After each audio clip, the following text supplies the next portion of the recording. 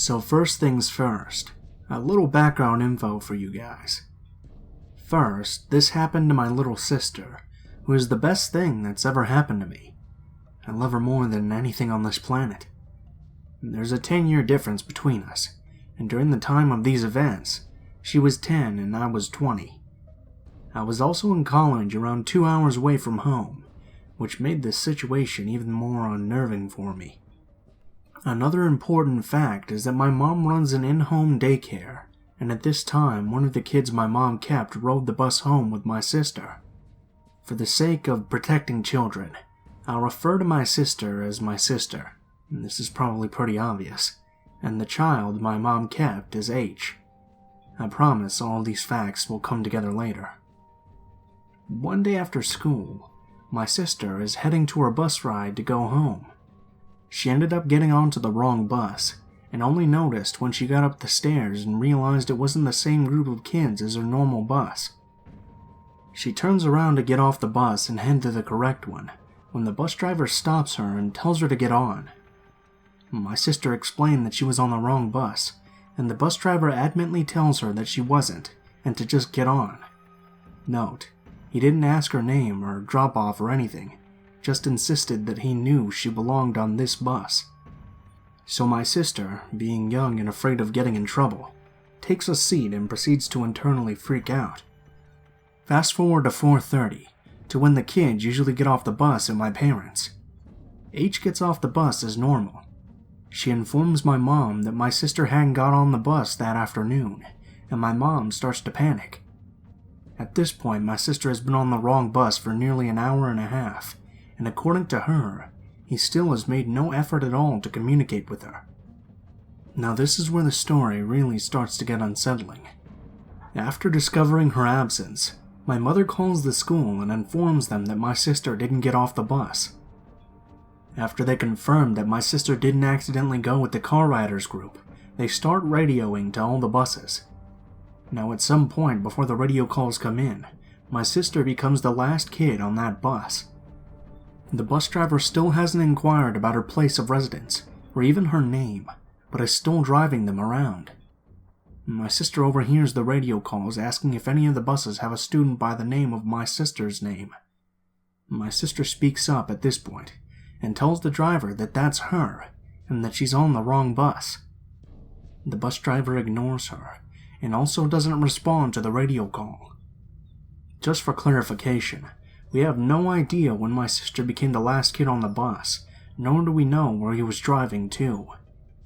The only points in the timeline we know for sure are that she was on the bus at 3, H got off the bus at 4:30, and that initial radio call probably went out about 10 minutes after H got off the bus. So the school contacts my mother, and tells her that none of the bus drivers still on their routes have my sister on board, and that a good portion of the buses have already returned to the garage. While they tell my mom this, they radioed the buses yet again, and the bus driver still ignores the call. Around this time, my dad has come home from work. When the school calls them back to tell them that they still hadn't located her, both of the school employees and my parents are flipping shit. My mom was even about to send my dad to drive around looking for buses. The school sent some people to search the classrooms and bathrooms in case she got left behind somehow. They also sent someone to the bus garage to search the buses, in case she got on the wrong one and fell asleep or something. They also radio out to the few buses that are still running one more time. This time, my sister's bus driver answers back that he has her on the bus. They tell him to head back to the garage, where my mom will meet him and pick my sister up. To this day, I'm very thankful that they didn't give him our address to go to instead. It was about 6 when the bus got to the garage, so my sister is obviously pretty shaken up after spending roughly 3 hours with this pathetic excuse for a person. My mom didn't know the whole story yet, so she didn't confront the driver.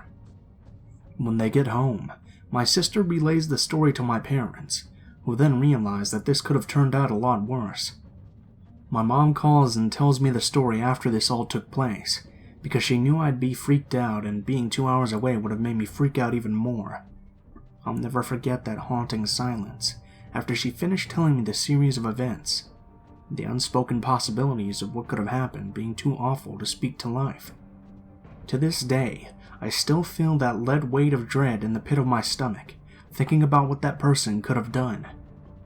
Then I spoke with my sister over the phone, and the mist of anxiety still lingering around her words was enough to make my heart break. The next day, my mom calls to complain about the driver, and tells them the story of my sister's hellish bus ride. They inform her that he had just started working for them about a week before, and that they were going to look into it. To be honest, I don't remember if they gave her the driver's name or not. What I do know, however, is that this guy quit within a week after this. Apparently, he just stopped showing up with no notice. My sister had gotten an iPhone for her birthday that year, which my mom forbade my sister from taking to school. After this happened, my mom made her carry it in the bottom of her book bag every day, in case something like that ever happened again. I'm beyond thankful that my sister made it home safe that night, as I know that a lot of stories like this don't end with reunion. Though I am thankful, I'm also livid that this man had the audacity to put my sister through that.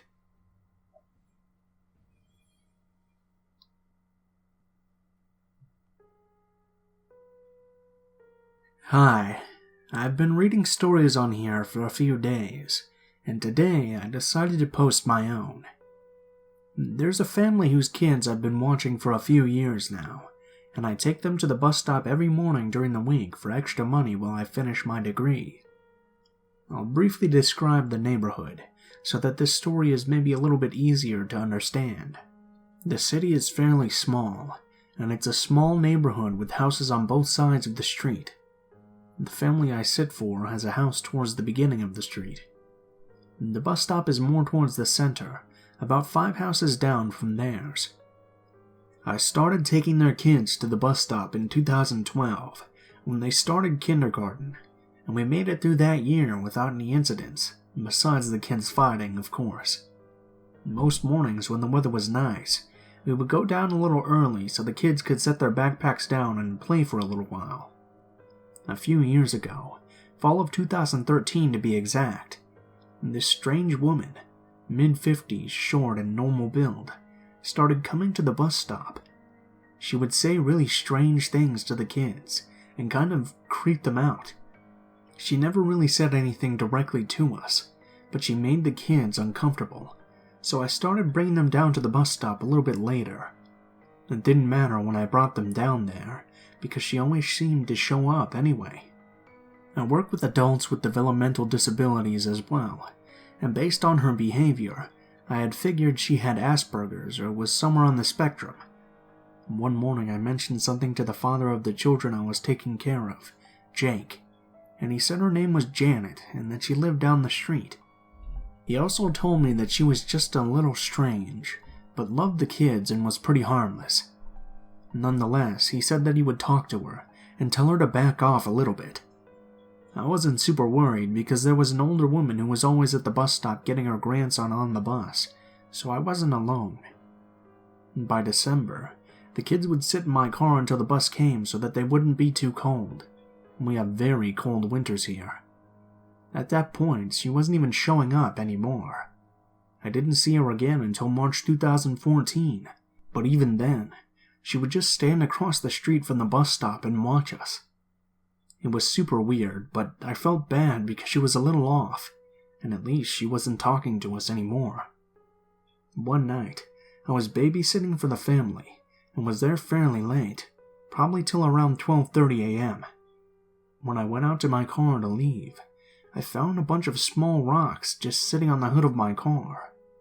Super weird, but the kids had been playing outside earlier when I was making dinner, so I didn't think about it, and I guess I never really figured out who did it. My worries started to melt away by mid-April, so I kind of let my guard down and started going early with the kids again. On a Tuesday morning, I took the kids to the bus stop early, and the aforementioned grandmother didn't show up. They were playing. I was just hanging out, and suddenly Janet comes fast walking across the street towards me. I said good morning, and she angrily shouted back, "No! How old are you? Tell me how old you are." The conversation then went a little something like this. "Excuse me?" "I need to know. Dr. Johnny Mentis always played with my underwear, How old are you? So at this point, I'm thinking she was probably molested by a doctor and had suffered some kind of breakdown. I felt a little bit bad. I'm sorry, I'm very confused. How old are you? Okay, I'm 22. I hate 22-year-olds. I hate you. Oh, I'm sorry. I backed away so she followed me to keep her away from the kids who were oblivious. The bus was running behind and I was starting to panic a little. I was worried that she was going to do something in front of the kids. I had been trained to handle difficult behavioral situations from individuals with cognitive or emotional impairments, but I had never had to handle something like this before in a classroom or at work. I tried to engage her as little as possible, but she was rapidly spewing hateful things at me, reaching for me while telling me she was going to cut off my hair, saying she wanted to drench me with water, and that she was going to send me to see Dr. Johnny Mentis so he could play with me, and that he would take care of me. I saw the bus coming around the corner, and shouted to let the kids know. At this point, I had backed up moving towards my car, so we were a good distance away from the bus stop, and our back was facing the kids. When I shouted, she saw the bus, and she ran back to her home across the street. I ran back over to the bus stop, waved to the kids, watched the bus start to drive away, reached my hand into my purse to grab my keys, and booked it to my car. As I passed by her house on the opposite side of the street, she came running down her driveway at me with a large shovel and ranting about something. I sprinted to my car, with her not too far behind me, got in, locked the doors, and drove away. When I looked into my rearview mirror, I saw her standing in the middle of the road with a shovel. I was very close to the police station, but I decided that I needed to talk to Jake first. I texted him to say there was an incident, and he called me immediately. When I told him what happened, he advised me against going to the police as she was mentally ill. He said he would take care of it after work and get in touch with her social worker. I was very upset for the whole day. Around 5:30, he finally called me to say he had gone to Janet's with her caseworker and told her firmly that she wasn't allowed at the bus stop anymore. I didn't see her for a very long time after. Until this morning, when she came out of her house, pointed at me, and then proceeded to run around. I overheard the kids saying how she was crazy and mean, and how they were relieved she didn't come over to talk to them. When I asked them about it, they each told me a couple of stories about things she had done. Right now, I'm a little bit worried for the kids, but I'm about to leave the country for 3 months, so I'm not too worried about myself. Therefore, I texted their parents when I got home, so they were aware she was around, and I also contacted the girl who will be taking them to the bus stop when I leave. To this day, I have zero idea who Dr. Johnny Mentis is.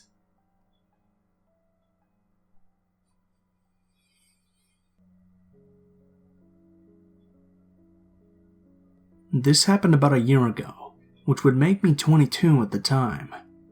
While I'm not a real looker, I do have a bit of a baby face, so creeps and or wannabe pedos come up to me on a regular. I'm a female, by the way, which in most cases makes me physically weaker than the grown-ass man that approached me. I'm about 162 centimeters, and tend to wear somewhat baggy clothes, which adds to my childish looks, I guess.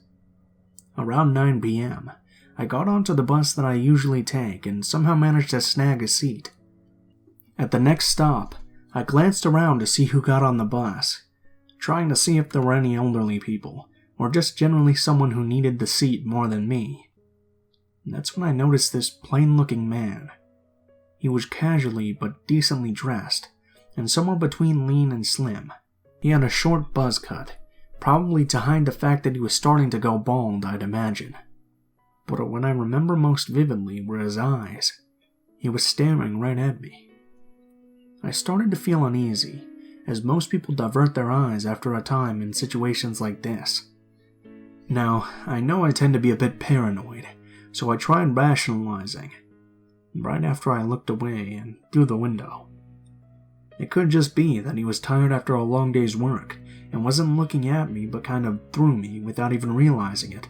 It's happened to me before. But there was something off about his look.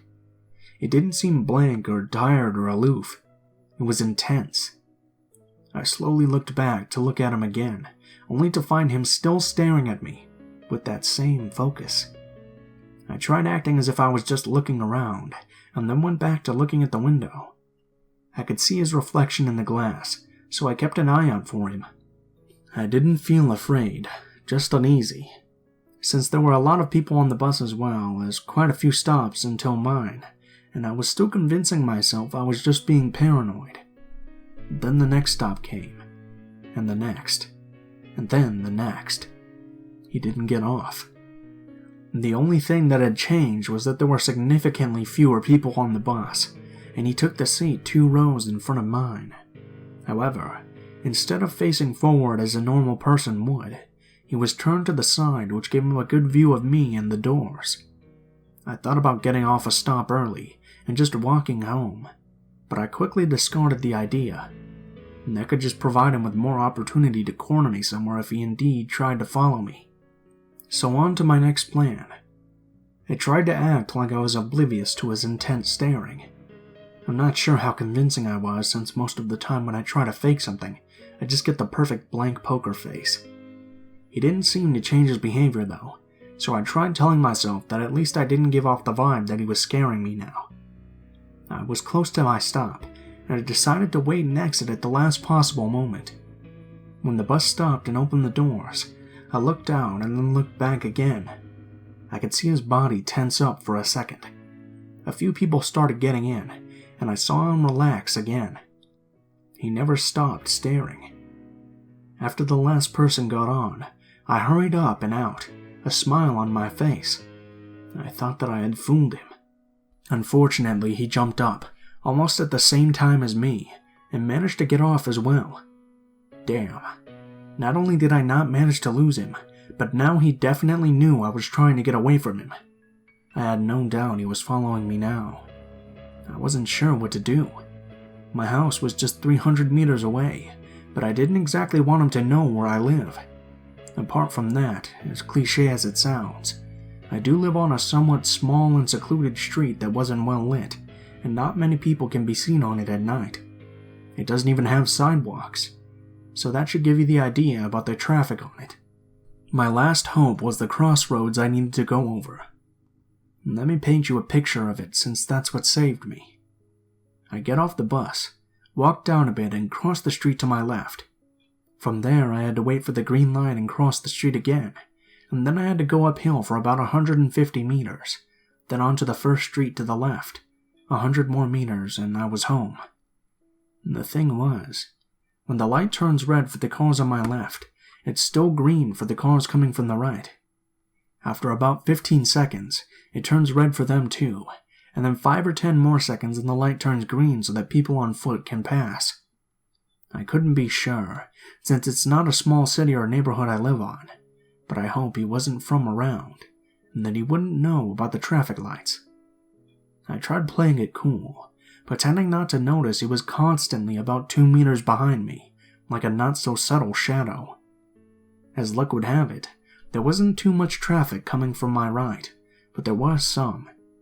I waited for the next car to come up, not too close and not too far. Just enough for me to run across the street, but to prevent him from following directly behind. I remember hoping he wasn't from around here again before I started running. I guess he wasn't expecting that.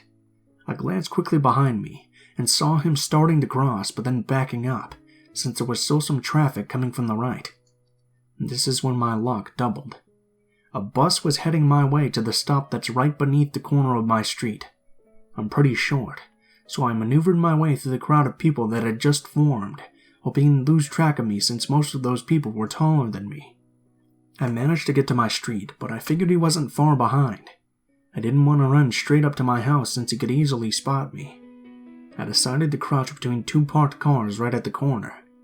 I figured it was a good hiding spot, and the street was dimly lit, and I could peek through the car window, but he couldn't easily see me. After a few seconds, there he was, right at the fucking corner. I could see that he was breathing heavily as he just stood there. He peered into my street, as if straining to see if I was somewhere in the distance. Even though it was dark, I was scared that he would somehow be able to see me. Then he looked up ahead of him with the same expression.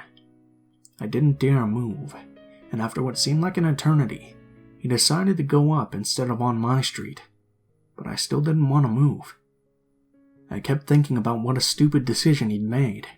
There was no way I could have gone up fast enough for him to not see me had I went there. I was afraid he'd realize that and come back.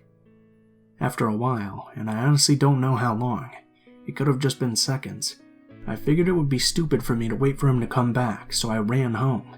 I made sure everything was locked after I got in, and was never so glad to see my dad was home. In hindsight, I should have just called my dad and asked him to pick me up at the bus stop. I have no idea why that thought never crossed my mind. Would have probably been the smart thing to do.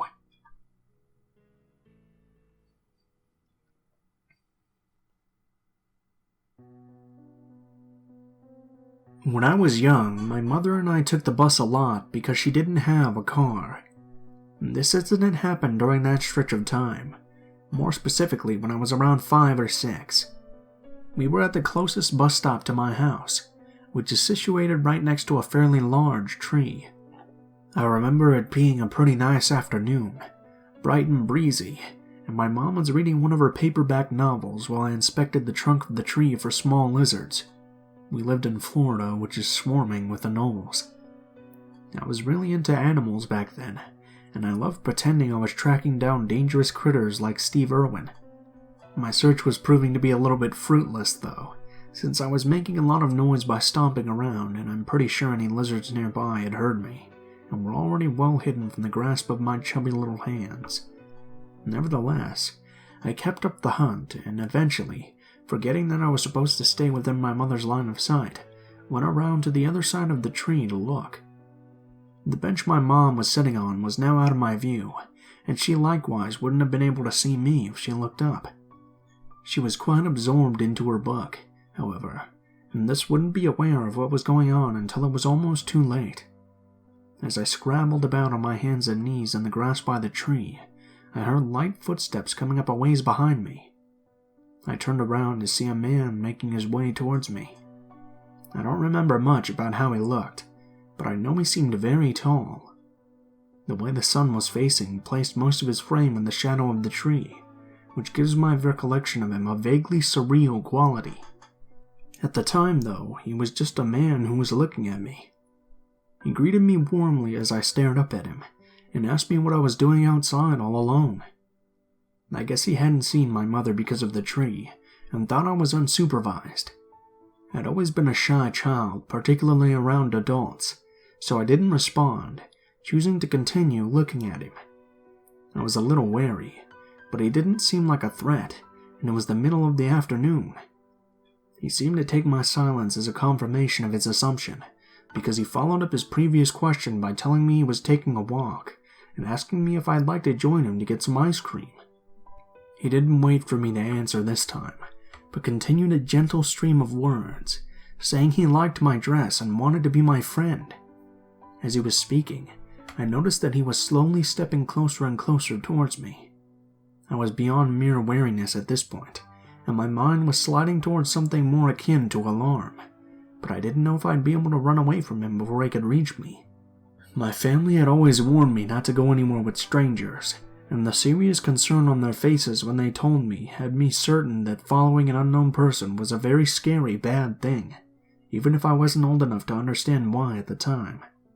When the man was within arm's length of me, he reached out his hand and brushed the tips of his fingers against my shoulder. I'll never forget that moment, how my bubble of personal space had been pressed inward and then pierced. Whatever spell of silence I had been under was immediately broken, and I screamed as loud as I could, twisting violently away from his hand.